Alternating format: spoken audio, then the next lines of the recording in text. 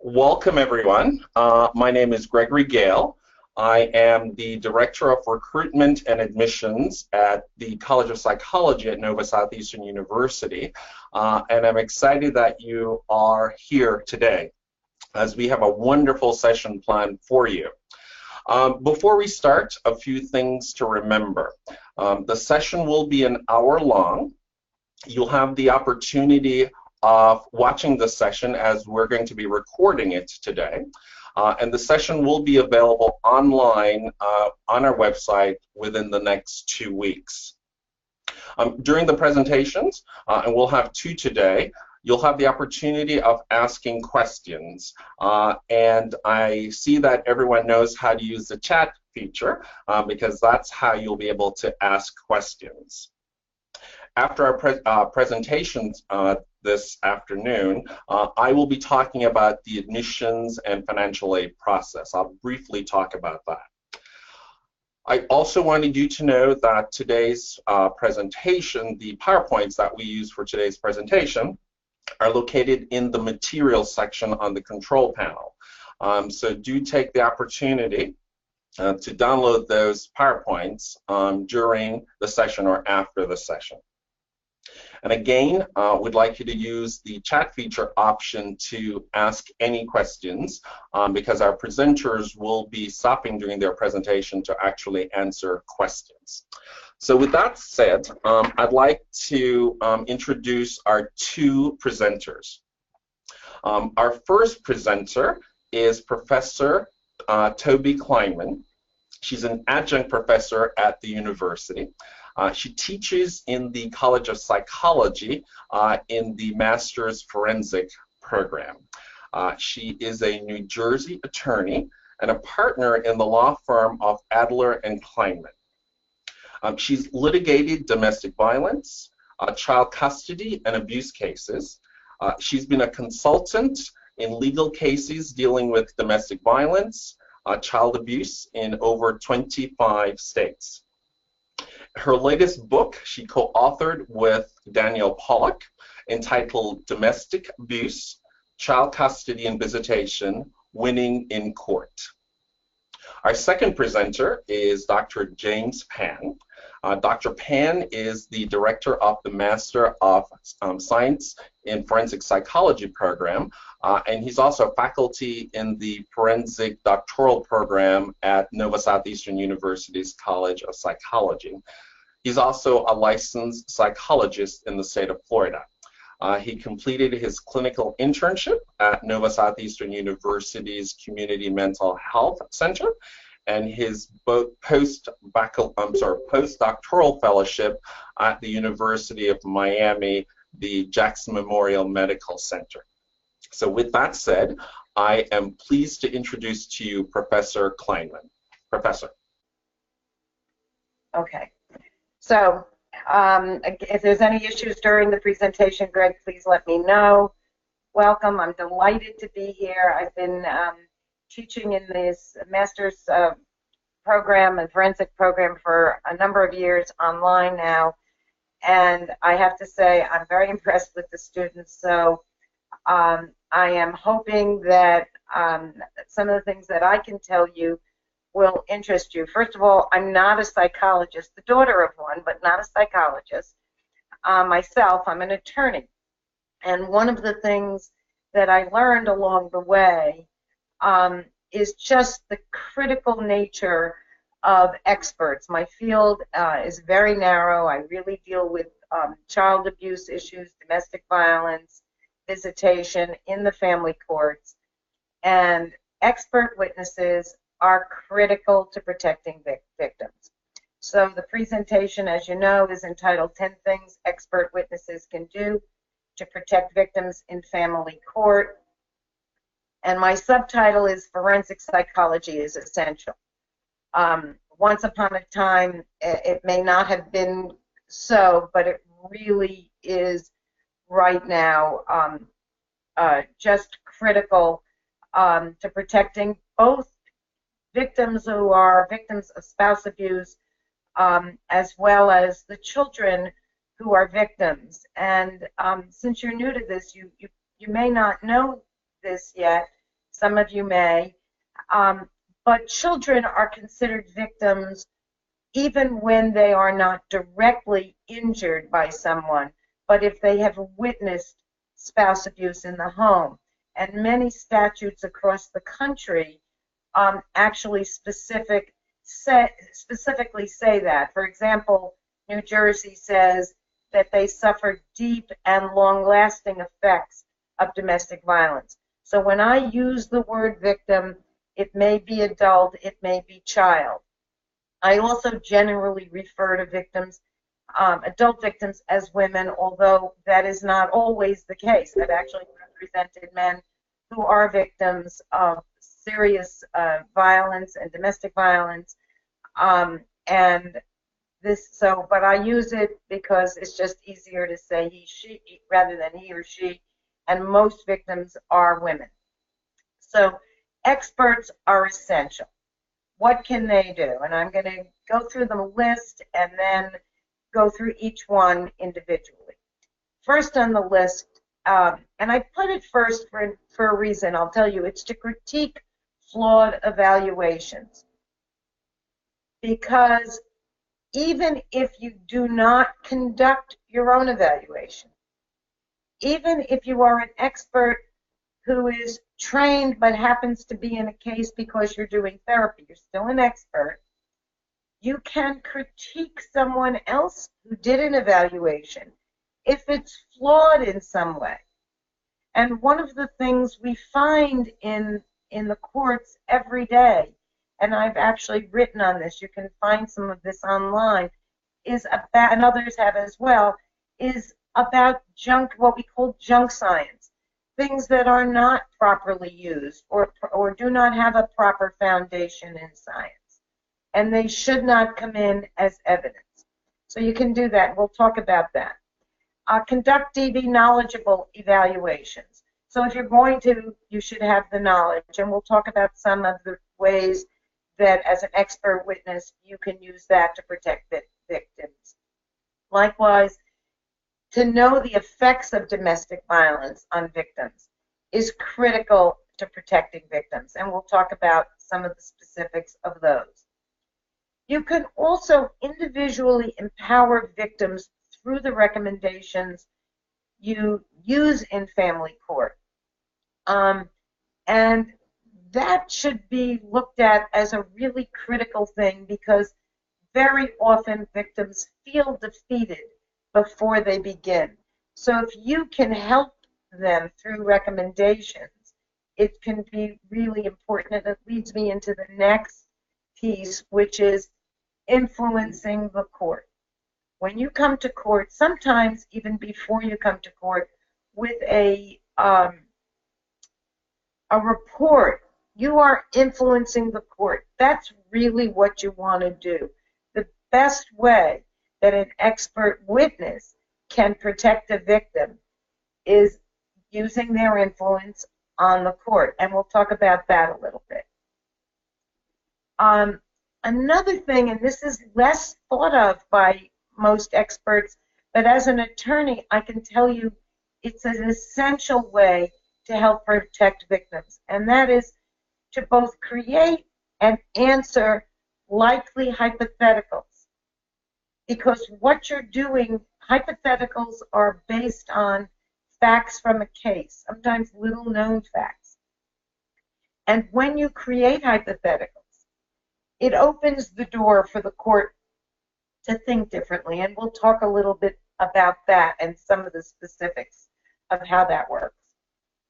Also, an expert witness can use and actually teach domestic violence sensitive language to both courts and attorneys, and that's an incredibly important way to help protect a victim in court.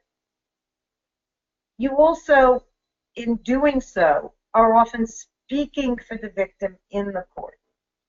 I must tell you, I've had cases where, for one reason or another, I have not put the victim on in court. And there are often good reasons for that, and I'll talk about that too when we get to that slide. But it's important to know that that's something, as an expert, you can help protect a victim by doing it that way. Now, another thing which people don't like to talk about, but is important, is to really know the pitfalls of a case. Because if you know the pitfalls as an expert, you can anticipate some of the things that a court might ask or inquire, or what another expert might say. So we can talk about that. We'll talk about that a little bit as well. And final is knowing the law and the implications of the law on the case. As I mentioned at the top when I first said it, is children are victims. That may differ from state to state. Family courts differ state to state. And I know that those who are listening come from various states across the country. I think Greg said I've been in 25 courts. I think at this point I've been in 45 states. I've consulted. And if you don't know the law, you really, as it applies to your case, you really may be doing harm rather than good.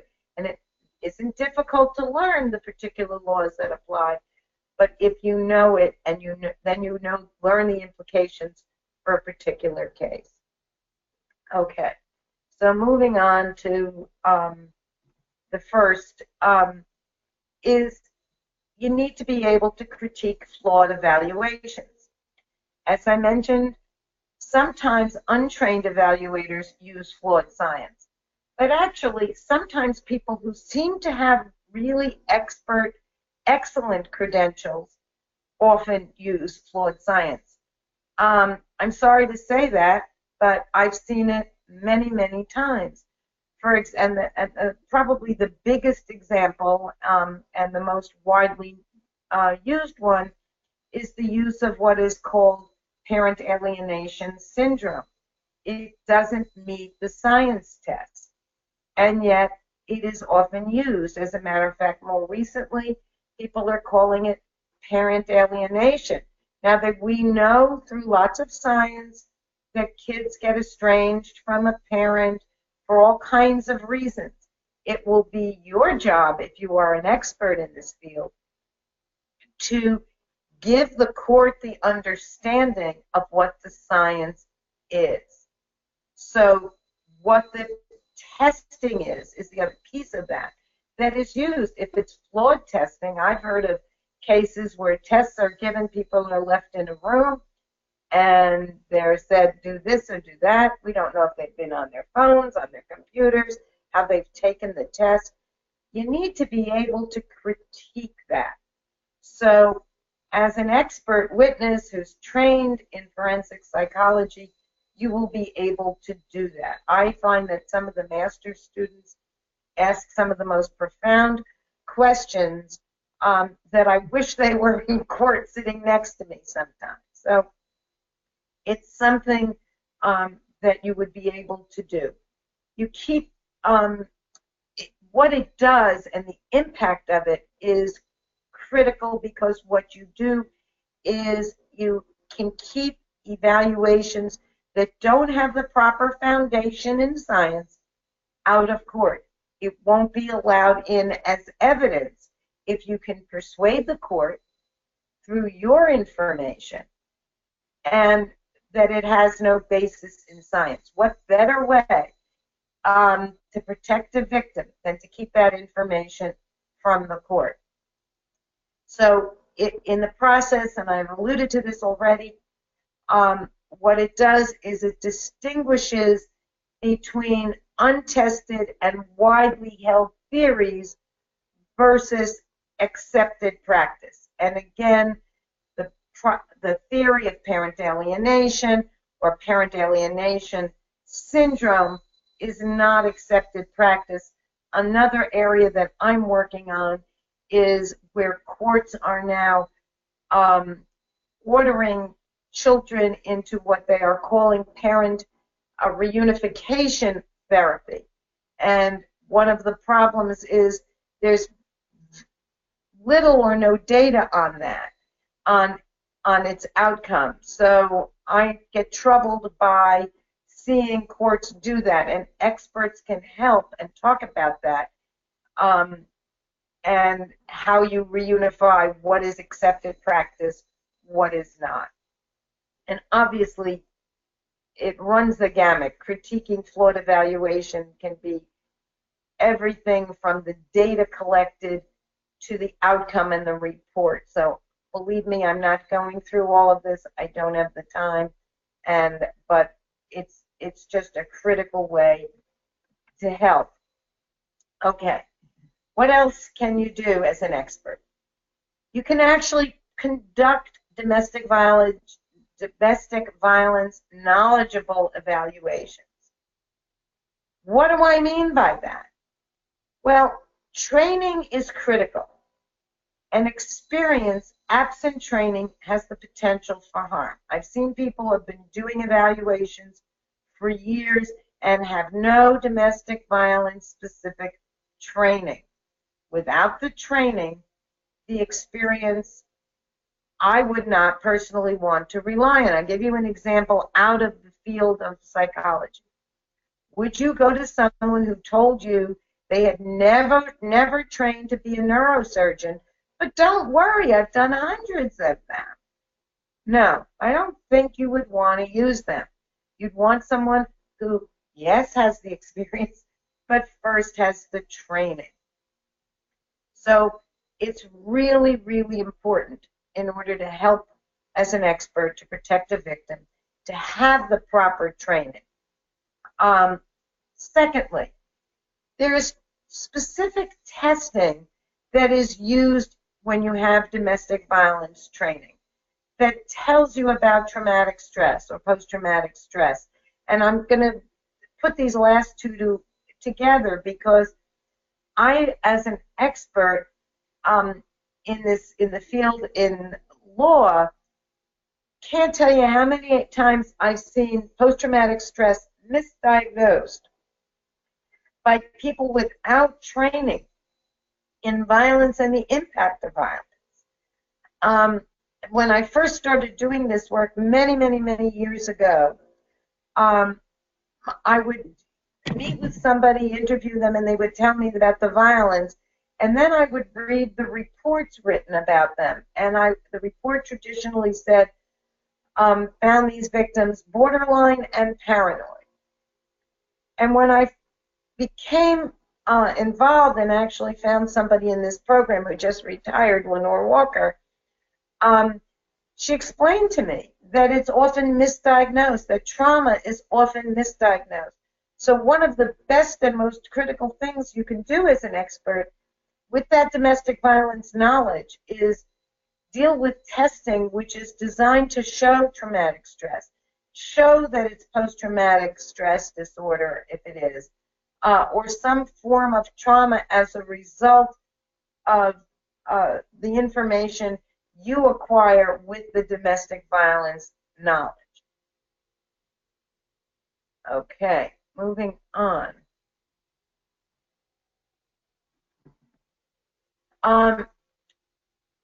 The effects of domestic violence vary.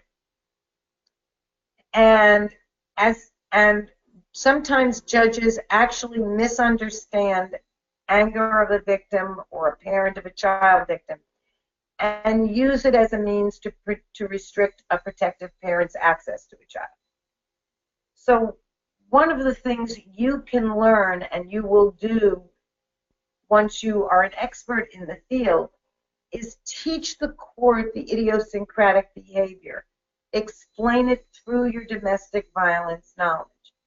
So, for example, if anger that is seen is a part of post-traumatic stress, which comes as a result of domestic violence in a marriage, for example, then a court will be more knowledgeable and will more properly apply that information to the facts of the case. If anger is appropriate to the circumstance, an expert can also explain that. So let me see if I can give you some examples of this. So victims of domestic violence, for good reason, are often angry. One thing that I've seen is victims often go to court and they expect a court to really understand. But courts are not trained as an expert is trained. So courts often do not understand and see their anger and say to themselves things like, boy, I wouldn't want my kids with her, and that hurts in a custody issue.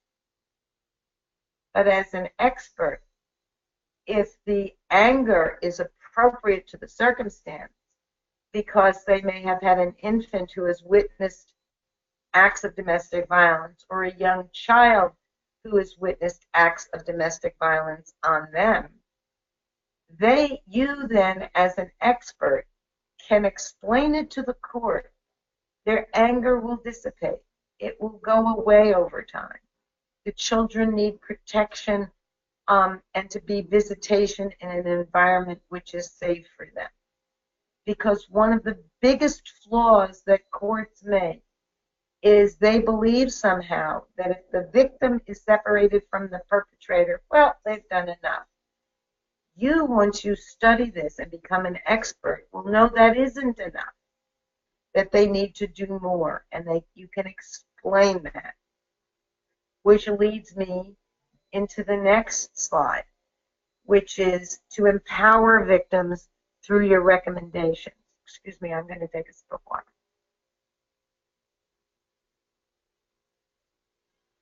So one of the things that we know and you would study is the fact that batterers often use the courts to continue to try to control. So experts, when you write a report as an expert, you can make financial recommendations to maximize the power to the victim. How do you do that? Well, there are different ways. You may say to a court and then explain why it's better to do that. That they, for example, pay directly a particular bill or pay something directly to the victim or pay it through the court system, through a probation office.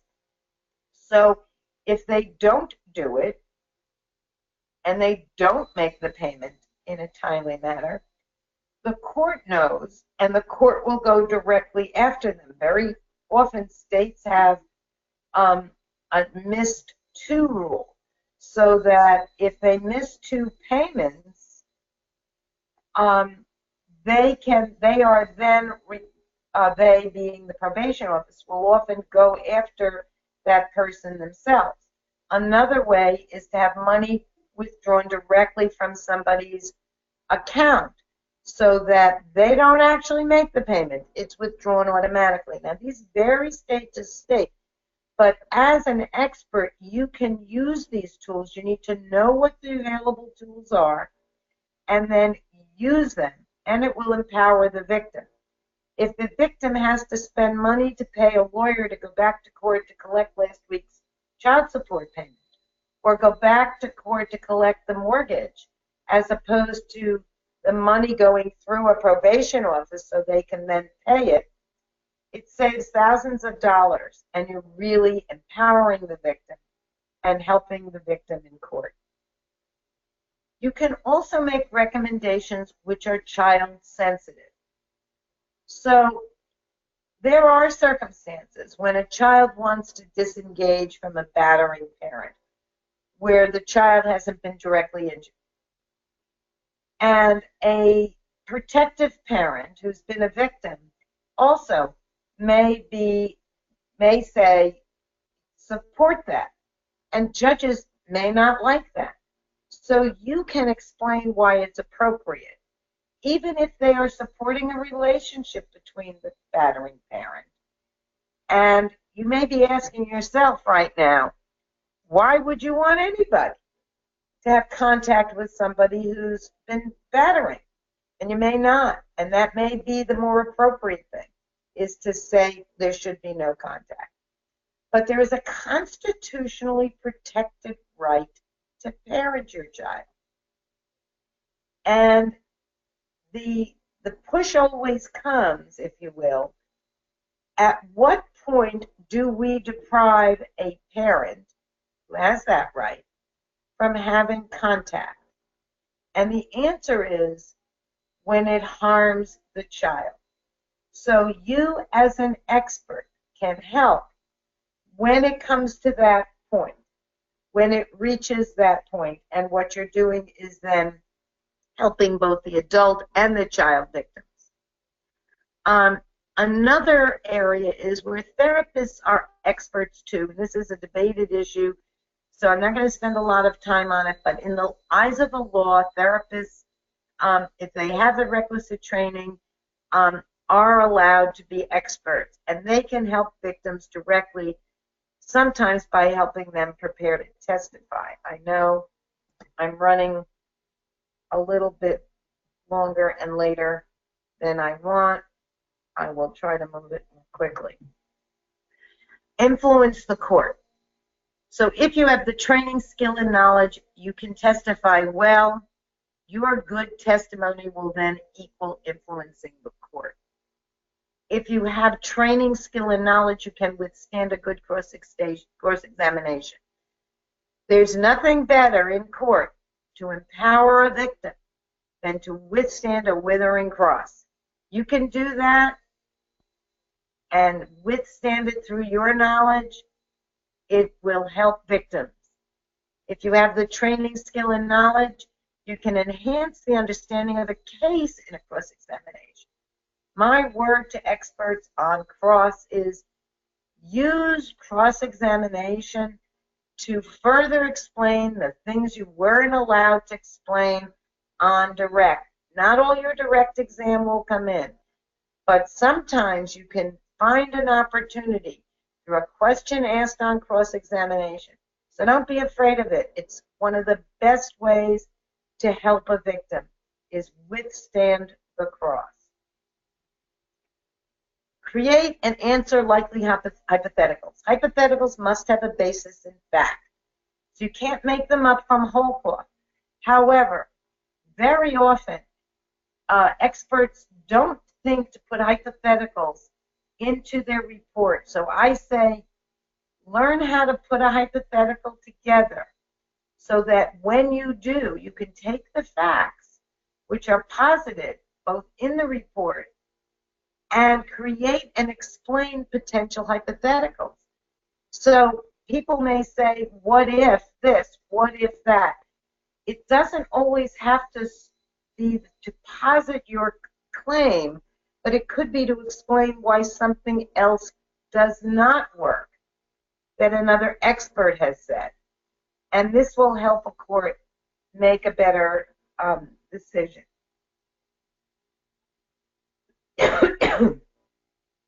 Another sip of water, sorry.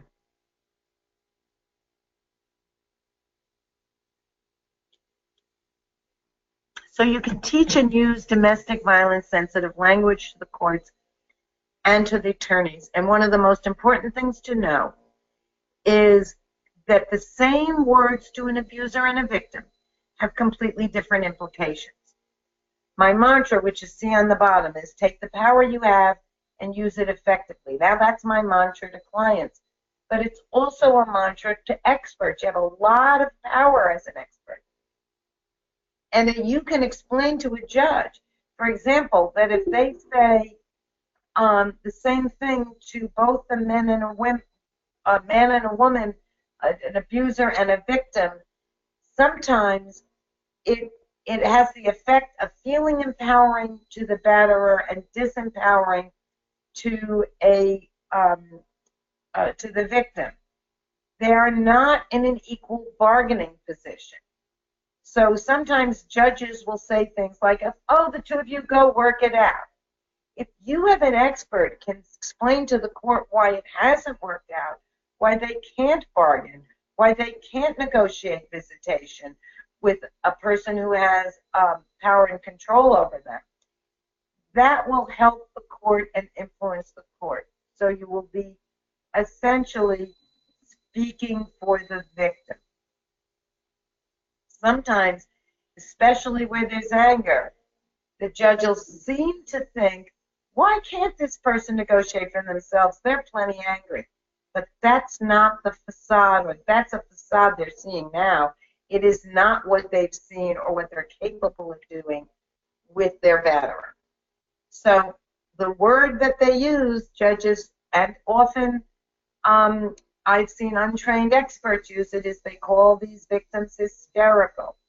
And you, as a trained person in domestic violence, need to be able to explain how that apparent hysteria is not hysteria. It's realistic reaction to what they have experienced in a marital relationship, or what is realistic if a child who's been abused and you're in court trying to protect that victim, it is realistic and appropriate reaction at that time.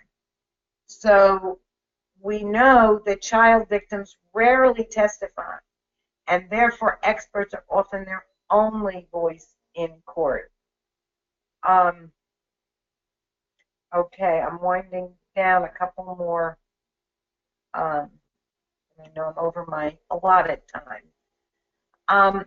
It's important to know the pitfalls of the case. As an expert, you can help a victim by helping their attorney. Helping their attorney before and during a trial. You can assist us. Give me guidance on how to explain a problem. Things come up that you can't always anticipate. Judges have reactions to things that we don't always anticipate.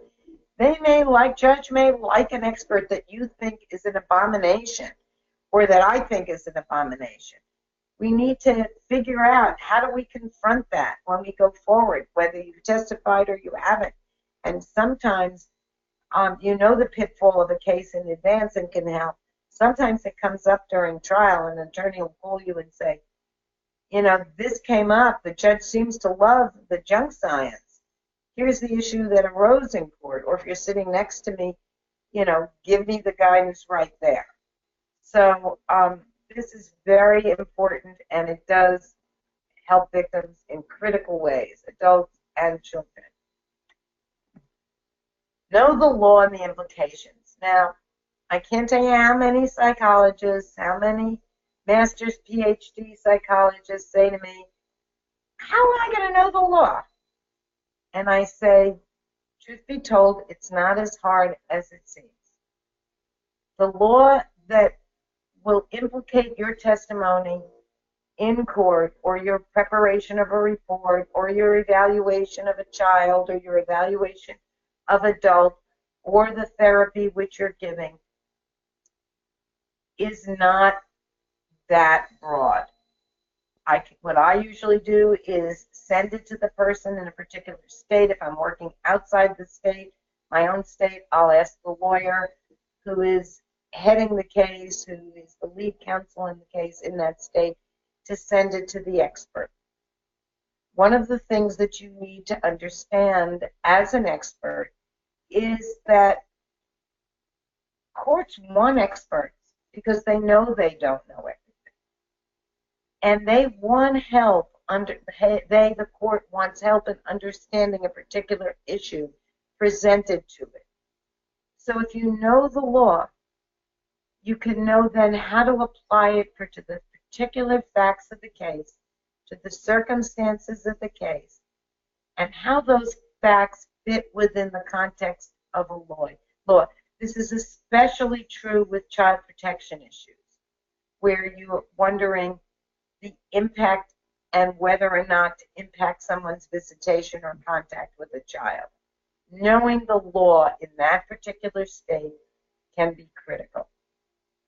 So I guess I've gone now through this. Greg, I don't know how you want to handle the questions at this point. Do you want me to try to get back on my screen? Well, we, as of right now, do not have any questions, but I do have some questions for you. Okay, good. After this presentation, should attendees have questions for you, what would be the best way to communicate with you? Thank you for asking that. either my email address, which is Toby, Toby, at AdlerKleinman.com, which is A apple D dog LERKLEINMAN.com.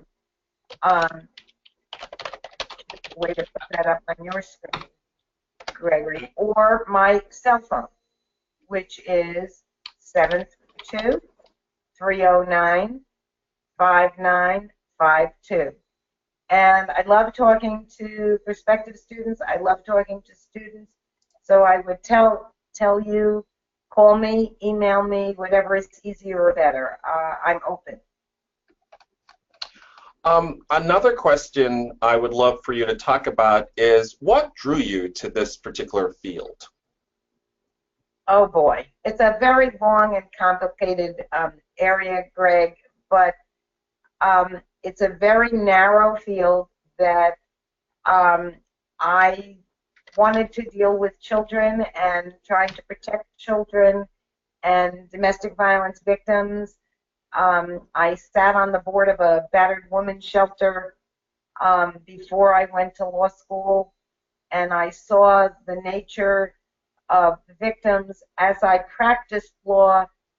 When I started practicing, I realized I couldn't just I was doing DV restraining orders by the dozens, and it became very clear to me very shortly thereafter that you couldn't really deal with victims, adult victims, without dealing with children. So I narrowed my sphere. I actually helped write the domestic violence law in New Jersey before I was a lawyer. So it was an area I just became interested in and concerned about, and I narrowed it more and more as I began to practice. A few of our attendees work in different kinds of agencies. What would you say for someone who, for instance, works in an agency that works with children? What kind of advice would you give someone like that to help them understand the field, and if they have, issues, where they should go? So you can do an incredible amount of good work working for an agency, especially working for a child protective agency. The pitfall that I see with people who work in agencies is that they don't always get the really critical training that you can get in a program such as at NOVA in dealing with children. I see the difference, for example, with my own students sometimes they've taken I teach 2 courses, and sometimes they'll come for a second course, and I'll talk with them, and they're continuing to work as an agency, and they say they become more sensitive to the children and less willing to believe necessarily some of the myths that abound. Some of the myths that abound are children are always better with 2 parents. And they begin to see, when they get different kind of training and the specialized training in a forensic program in a Department of Psychology like NOVA, that they begin to see that there's an impact, and sometimes children need time to heal and a time out from contact. And they can work magic then within an agency in really explaining this within the agency and to the court, who would ultimately make a decision. Is that the kind of information you're looking for, Greg? Yes, yes, Okay. yes. One final question. You chose this field because you have a passion. What would you tell someone who's just starting in this field? When you say this field, are you saying the psychology? I want to fine-tune your question a little bit. Oh, sure. For someone who has such a passion for helping others, sort of what knowledge would you tell this person in terms of education, in terms of philosophy? How would you get them ready? If, for instance, what would you tell yourself if you were starting in the field? Well, start with the passion, because I think the passion will carry you through the rough moments. So don't give up the passion.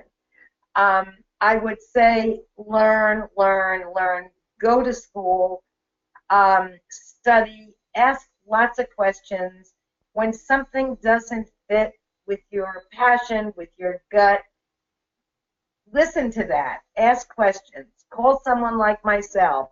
Call someone who is teaching and working in this field, who has hands-on. I would say don't give up. The passion is really the critical thing. If you care about children and you care about victims, continue the passion. It may take you from an agency work to private work to, and I've seen people go back and forth. Years ago, just as sometimes these stories come back, I had a case where a woman had worked for a child protective agency for many, many years, and then had her own experience with her husband injuring her child. And she said, I want to go backwards. I want to go backwards. I want to fix all the things I didn't understand mother's telling me. And I said to her, this was after we protected her child, you can't go back, go forward. Go back to the agency, do it differently next time, or find another way. She had a master's degree in social work at the time. By the way, my book entitled Social Work in the Courts is a really how to think forensically book. It's all over the lot. It gives cases from all over the country and the various things that can happen. That's a book. My current book, Domestic Abuse, Child Custody, and Visitation, Winning in Family Court, deals and meets with these things. I love to talk to people going in the field, so I say call me.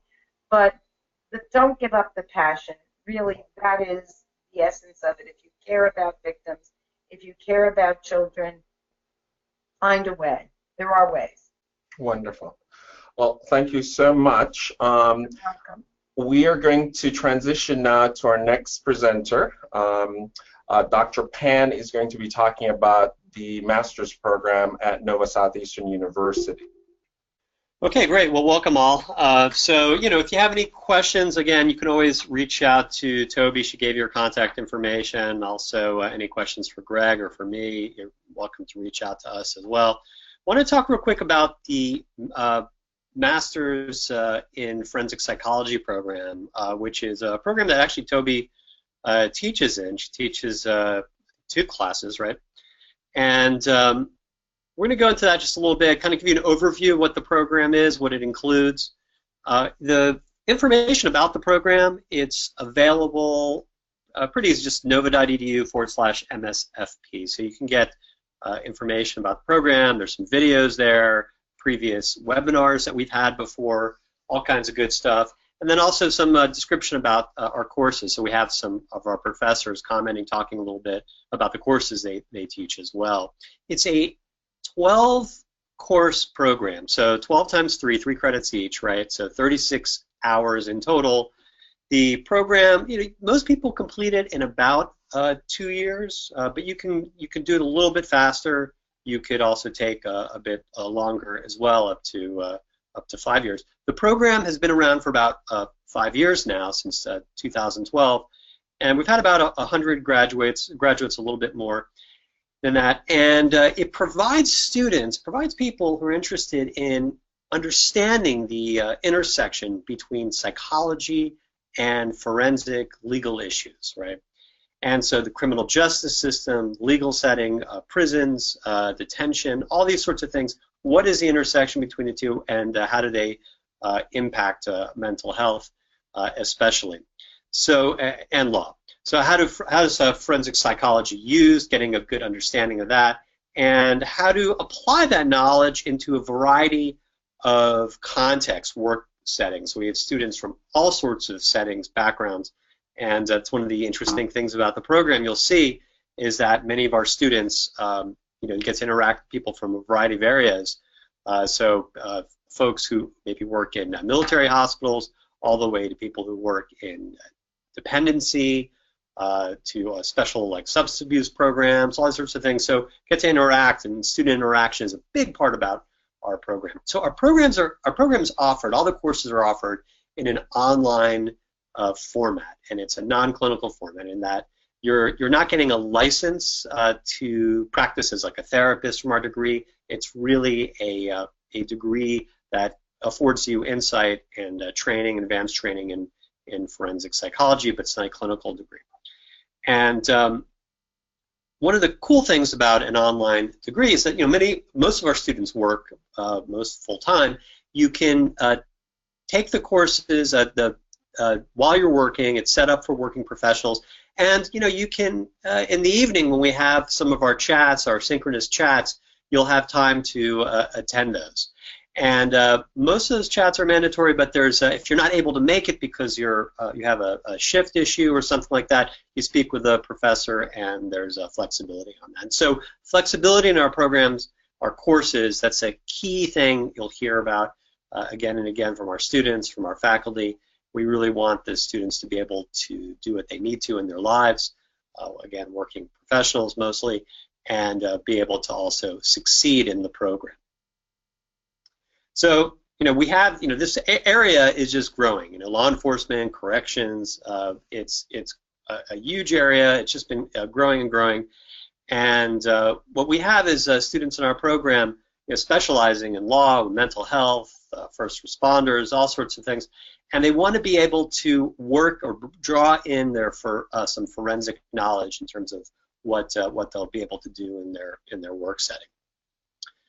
Most of the graduates from our program will continue in their career and then draw in what they've learned in terms of the area in which psychology and criminal justice system intersect. And we students, again, within the courts, law enforcement, criminal justice, national security, prisons, social service agencies, child welfare, dependency, treatment facilities, and so forth. So our students will work in those areas in some way, either before or certainly after or while they're in the program. The program, getting the degree, helps with career development, career advancement, eligible for more senior positions, be able to draw in this knowledge and understanding, experience in the program, and contacts as well into your current workplace, and also to use it to get other jobs as well. The degree will also help you in terms of applying for a doctoral program. Let's say you're interested in applying to our program, and you have an undergrad in, I don't know, business or a non-psychology area. This degree will actually satisfy the prerequisites for a doctoral degree, clinical doctoral degree. So that's something that's helpful in terms of our program. So if you're wanting to make that transition, rather than going back to undergrad, taking more classes, you could get this degree, and then you can apply to our doctoral program. We have some students who have done that, which is a clinical degree, a PsyD PhD program. So we have foundational courses, 8 foundational courses, and then you shift from there. And then you have to decide which specialty area, which track you want to go into. And so these are some of our foundational courses. We have intro, research, psychopathology. We have methods of communicating, of understanding findings and relaying those to the court in terms of psychological assessment and violence risk assessment, course in that. We also, of course, cover ethics and multicultural issues, best practices for mentally ill in the criminal justice systems. What are the kind of approaches that are helpful for folks who are involved in some way, all the way from when they get arrested before they're tried, all the way to when they are released. And diversion programs and so forth. Gender violence is covered, child abuse, and communication skills, as I mentioned before, as a course. So, 2 different concentrations, 2 different tracks you could go on, right? And each one essentially has 9 credits for electives. One of those is the capstone. So really 3 free classes that you can pick from. And so in the forensic psychology and the legal system track, we have some examples here: psychology issues, dependency and law, family law, therapeutic jurisprudence, and problem-solving courts, and then behavioral criminology. These are all courses that you'd be able to take. If you decide to go the other track, forensic psychology for mental health workers, first responders, disaster teams, then you could pick classes that are within that track, and some examples just listed here, and you can see these on our website in greater detail. Suicide prevention and crisis intervention skills, trauma-informed assessment and intervention, and police psychology. So some very interesting courses there if you go that track. And again, both you have to pick some sort of a capstone. And the capstone is either a thesis or a field experience. If you're interested in going on to a doctoral degree, it would make sense to probably consider doing a thesis, doing the master's thesis approach. If not, and you want to get something that's more applied, a practicum, more applied and a practice-oriented, I meant, then you can go ahead and do the field experience. And so these are one of two. You have to complete a capstone. It's just a matter of which one. We have incredible faculty, full-time and adjuncts, forensic psychologists, a judge, attorney like Toby, with a ton of experience, folks who work with the courts, correctional assessment, treatment, competency restoration, expert witnesses, folks who work in private practice as psychologists doing assessment treatment of kids, adolescents, adults, and also obviously faculty that are very much involved in higher education and teaching forensic psychology, not only at the master's level, but also at the doctoral level too. The teaching format, it's online, like I mentioned before. We use Blackboard, GoToMeeting, GoToTraining. We have required readings, postings, discussion boards, which encourage, require students to interact with each other and work together. Various assignments that are required and exams. So these are all, the assignments could be short papers, presentations, all sorts of things that will help to make sure that you understand the material that's covered. Most students, on average, it's about 2 classes a term. Really, what we're seeing is sometimes students will take 3 classes a term if they want to finish quicker. So it just depends. Most, again, finishing in 2 years. You take classes in the fall, the winter, and the summer. There's 3 semesters that we have, and you can take up to 5 years. All right. So any questions about the program here?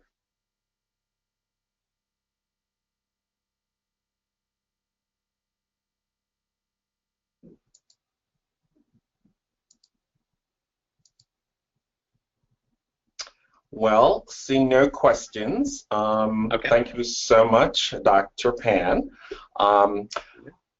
1 second, I'm going to be sharing my screen with everyone. Okay.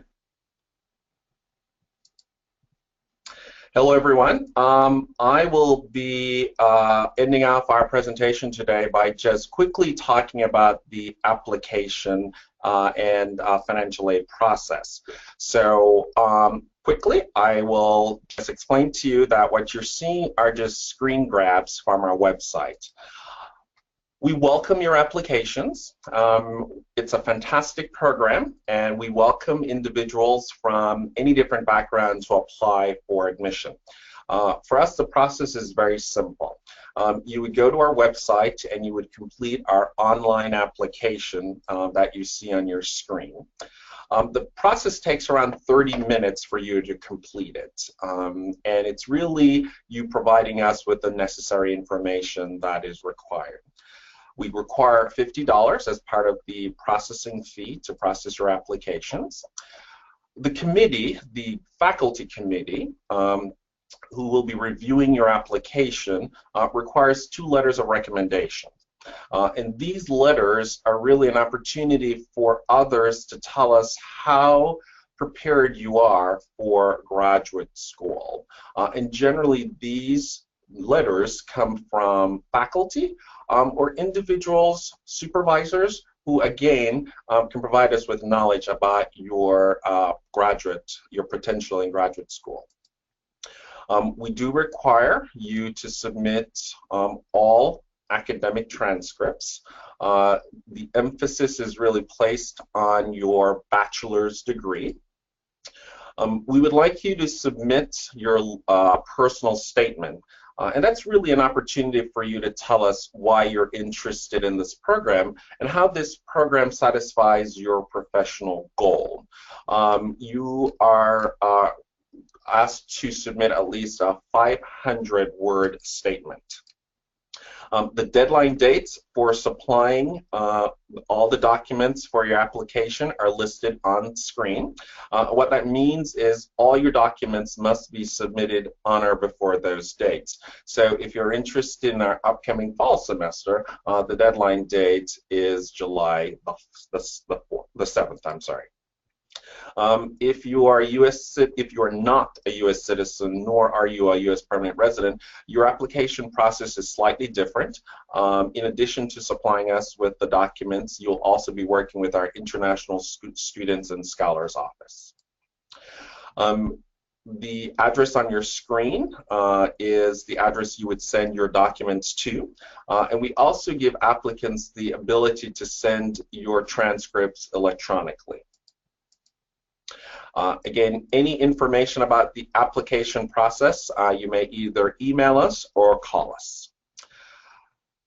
A large part of the application process or the enrollment process deals with financing your education. And at Nova Southeastern University, we have an entire department devoted to helping students with this area. We have an office called the Student Financial Services Office, and they provide lots of resources online for prospective students. One of the resources they offer is the ability to search for scholarships, and as you can see on your screen, anyone can actually go online and search for scholarships. We offer both institutional scholarships that are housed here, and scholarships that are external to the university. We also provide information on loans. For many students, that it's an option for them in terms of financing their education. For individuals who are veterans, we also have a team of individuals on campus to help you transition to our university. Graduate students have the ability of working on campus either as graduate assistants or as federal work study students. And again, we provide you with information on that. For students who have a gap between the funding that they receive and the cost of tuition, we do offer payment plans. And again, we have individuals who can assist you in this area. But the process does start with you getting the Federal Student Aid ID and then completing the free application for Federal Student Aid. We welcome your questions on financial aid. You may visit us on the main campus in Fort Lauderdale, Davie. You may also call us, or you may visit us online. So with that said, I wanted to again reintroduce or let you know about our speakers, Dr. Kleinman. I have given you her contact information, both her email and also her phone number. And it looks like we do have a question. It says, once my application is complete and all documents have been submitted, how long does it take to be notified of the application status?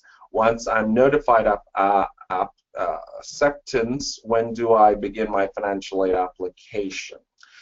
So I'll pivot to Dr. Pan so that you can talk about that. Once everything is in, it's typically within a couple weeks, 1 to 2 weeks, depending on what else is going on, the exact timing, But it tends to be pretty quick. And if you don't hear back or you have any questions, shoot me an email or call me anytime. I posted my email address. It's available. If you ever lose it, you can just Google it and you'll find it, right? But it's Pan, P-A-N-N, at nova.edu. But yeah, typically just a couple weeks for us to turn that around. In terms of the financial aid, that's another story. I will answer that, but could you, since you are on the admissions committee, could you talk about what the committee looks at when they receive? Yeah. We're looking for people who have an expressed interest in the intersection between forensic psychology, for forensics and psychology, that they have a realistic, like an understanding of what the program is expressed through their essays, that they have recommendations that are positive, so at least 2 recommendations, and then also looking for folks with a GPA of 3.0 or above. Now, if your undergraduate GPA is between 2.5 and 3.0, you can still submit and we'll consider it, but again, higher GPA, higher sort of recommendations, better recommendations, more experience, and an essay that is expresses that or reflects that you understand what the program is, then really those things, those characteristics, those are the things that we're looking for, Greg. Wonderful, thank you. And Rebecca, to answer your question concerning the financial aid process, you may apply at any time. So, with that said, again, we are ecstatic that you were able to join us. Yeah. This recording will be on our website within the next 2 weeks. Should you have any questions about any process, please feel free to contact us. The telephone number and the email address if you have specific questions about the application process, but also if you have questions just for Dr. Pan, you may contact him directly. That's right. All right. Toby, Greg, thank you both very much. Toby, what a great presentation. Really appreciate it. This will be recorded, as we've mentioned a few times, so if you want to go back and watch anything or kind of you didn't catch anything, you can do that. So it'll be online. And all right, Greg, well, take it away from there. I look forward to speaking with you all further with any questions, and if you have reach out to me anytime. Thank you. Thank you. Thank you so much.